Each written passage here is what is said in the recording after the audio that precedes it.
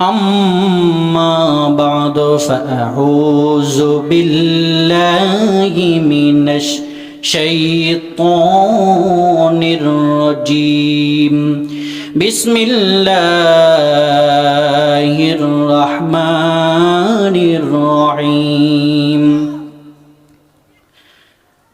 وقال الذين كفروا لا تسمعوا لهذا القرآن والغوا فيه لعلهم تغلبون صدقت يا رب العالمين أو كما قال عليه الصلاة والسلام كفى بالمرء كذبا أن يحدث بكل ما سمع أو كما قال عليه الصلاة والسلام إن الله وملائكته يصلون على النبي يا أيها الذين آمنوا صلوا عليه وسلموا تسليما صلى الله على محمد صلى الله عليه وسلم صلى الله على محمد صلى الله عليه وسلم दीदार रोजा की तमन्ना दिल में है वही तराना हो किसे मदीना जाना बैकुल है दिले दीवाना सल्लल्लाहु वाला मुहम्मद सल्लल्लाहु अलैहि वसल्लम अल्हम्दुलिल्लाह পাঁচলগোটা ইসরায়েল চেয়ারম্যান বাড়ি জামে মসজিদ ও যুব সমাজের উদ্যোগে আয়োজিত তাফসিরুল কোরআন মাহফিলে এসে আপনারা কি খুশি হয়েছেন না বেজার হয়েছেন?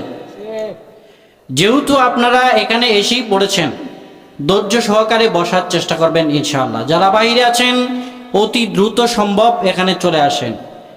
এই মাহফিলে যারা আসতে পারল তারা নিজেদেরকে কামিয়াব করতে পারলো যে হুজুর কামিয়াব কেমনে হইলো? কামিয়াব হইল এইভাবে, এই মাহফিলে যতক্ষণ থাকবে ততক্ষণ কোনো গুনার কাছে যাবে না, গুনার কাছেও যাবে না, কোনো কিছুই করবে না, এই জন্য কামিয়াব হয়ে গেল। আর যারা না আসতে পারলো, মেলার মধ্যে ঘোরাঘুরি করলো, এরার মতন হাসন কোভাল্লিয়া এই আসমানের নিচে জমিনের উপরে হইতে পারে না। যারা মাহফিলে বইছে এরা সান কোভাল্লিয়া, আর যারা মেলাত ঘুরে এরা হাসন কোভাল্লিয়া। অন চিন্তা করে দেখুন, হাসন কোভাল্লি হইবাই না সান কোভাল্লি হইবাই?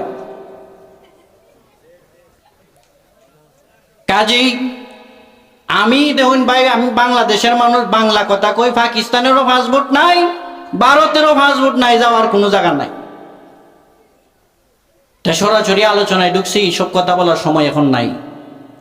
কাজেই প্রিয় উপস্থিতি, আমি যে আলোচনাটা নিচ্ছি এটা হচ্ছে নবী করিম সাল্লাল্লাহু আলাইহি ওয়াসাল্লাম যখন কুরআনুল কারীম তিলাওয়াত করে তখন কাফের বেঈমান মুশরিকেরা কোরআন শুনতে যায় আগ্রহ নিয়া। তখন শুনতে শুনতে তারা হয়রান হয়ে যায়, হাইরে কি কিতাব শুনি।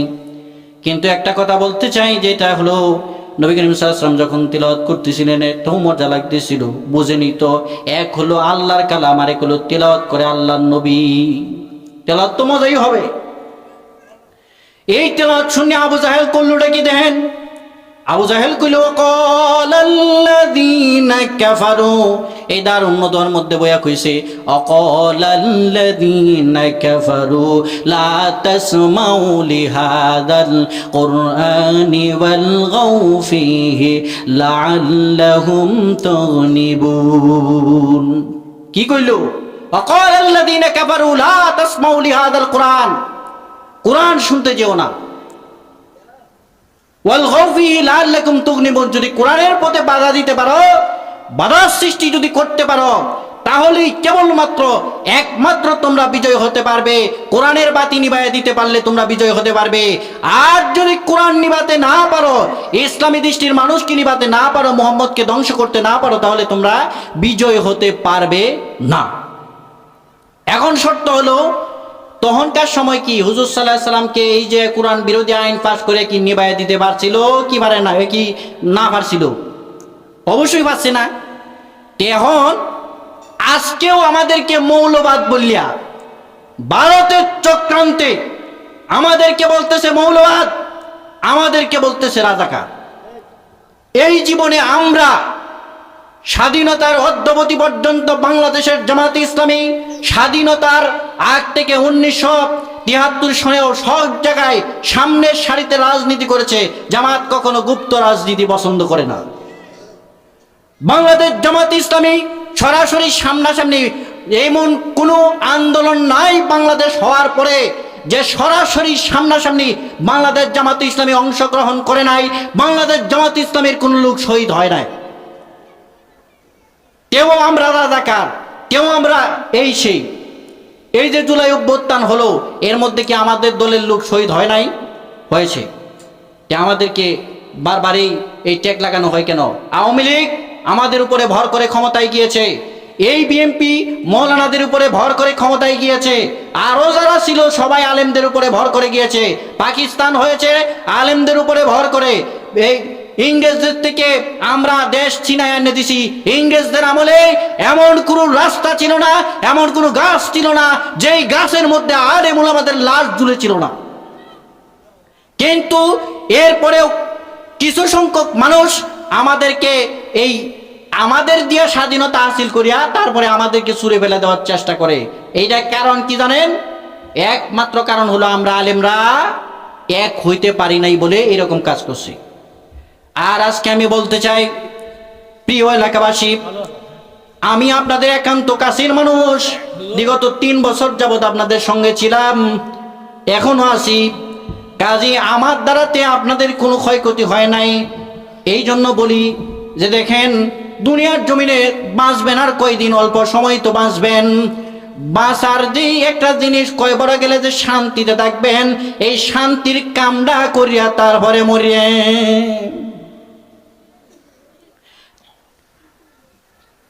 এই যে কাম করার কথা কইছি, শান্তির কাম করতে হইলে কি শান্তির লাইনে চলতে হইব না অশান্তির লাইনে গেলে শান্তির কাম করতে পারবে?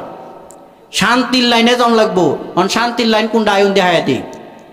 আল্লাহ রাব্বুল আলামিন পবিত্র কোরআন কারীমে বলেন, আল্লাহ নবী হাদিস শরীফে বলেন, এ দুনিয়ার মানুষ, তোমরা যারা শান্তির লাইনে চলতে চাও, একমাত্র রাস্তা হলো কিতাব আল্লাহ ওয়া সুন্নাত ওয়া রাসূলি। কিতাবের দিকে অগ্রসর হওয়া লাগবে আর সুন্নতের দিকে অগ্রসর হওয়া লাগবে। এই কোরআন বিরোধী আইন পাস করিয়া, কোরআন বিরোধী আইন পাস করে যদি বাংলাদেশও শান্তি চান, শান্তি হইতো না। শান্তি গেছে গা ইসলামের লগে, শান্তি ইসলামের লগে গেছে গা। আপনারা যেমন অহন আইতা শূন্য মাহফিল কি গু সাহস শুন নাকি? তে শান্তি যদি চাইন তাইলে ইসলাম রে লইয়া লোন লাগবো না বাদ দিলে শান্তি থাকবো? লোন লাগবো। এখন দেখুন, আমি বাংলা মানুষ, বাংলা কথা কইতাছি। এই ভারত আমাদের যে কত বড় শত্রু, এই ভারত বারবার আমাদের দেশকে তাদের নিজেদের আয়ত্তে আনার চেষ্টা করেছে।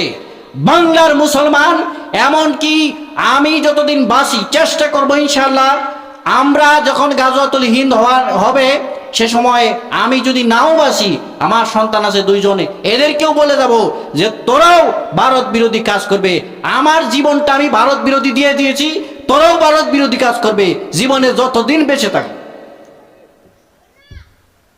আমি বলতে চাই যে যারা ভারতের পক্ষে দালালি করছেন এদেরকে আমি হুঁশিয়ারি করতে চাই, আপনারা আলেম হন আর আপনারা যাই হন, আপনারা নেতা হন আর কি হন, আমার দেহার বিষয় নাই, তবে ভারত বিরোধী দালালি বাংলার জমিনে চলবে না, চলবে না, চলতে দেওয়া হবে না। বাংলাদেশের মাটিতে একমাত্র বাংলাদেশেরই চলবে, বাংলাদেশের কথাই চলবে, না চলবে ভারতের কথা, না চলবে পাকিস্তানের কথা, কোন দেশের কথাই চলবে না, চলবে বাংলাদেশের কথা। আমরা হচ্ছি কাঠি বাঙালি, আমাদের কোনো দেশের প্রয়োজন নাই। আমরা বাংলাদেশে থেকে ইনশাআল্লাহ আমরা বাংলাদেশের একটা স্বর্ণের সন্তান। কি মুক্তিযোদ্ধারা দেশ স্বাধীন করছিল না? যদি দেশ স্বাধীন না করতো তাহলে ভারত কিছু করতে পারতো না। ভারত লাস্টে দেয়া আমাদের স্বাধীনতায় হস্তক্ষেপ করে তারা নিজেদের মনে করেছে যে আমরা স্বাধীন করে দিয়েছি। এখনো কথায় কথায় বিভিন্ন মিডিয়া, এই যে মলম সাংবাদিক ময়ূর, এই যে আরো বিভিন্ন কিছু লোক, তারা এইভাবে আমাদের দেশটাকে বিভ্রান্তি করার চেষ্টা করেছে। আমরাও কথা বলেছি, আমরাও বলতে চাই যে ভারত বিরোধী সমস্ত কাজ কারবার আমরা করবো ইনশাল্লাহ। আর ভারতের যত চ্যানেল আছে সরকারকে বলতে চাই, ভারতের যত চ্যানেল আমার বাংলাদেশে চলে একটা চ্যানেলও চলতে দেওয়া হবে না, হবে না, হবে না, হবে না। যাই হোক, সময় শর্ট, কথা বলার সময় আল্লাহ পাক যতটুকু দিছে, এর উপরে যে ভারত বিরোধী কথা বললাম, এর উপরে আমাকে আমার আত্মীয় স্বজন যারা আছে সবাইকে এবং আপনাদের সবাইকে আমল করার তৌফিক দান করুক।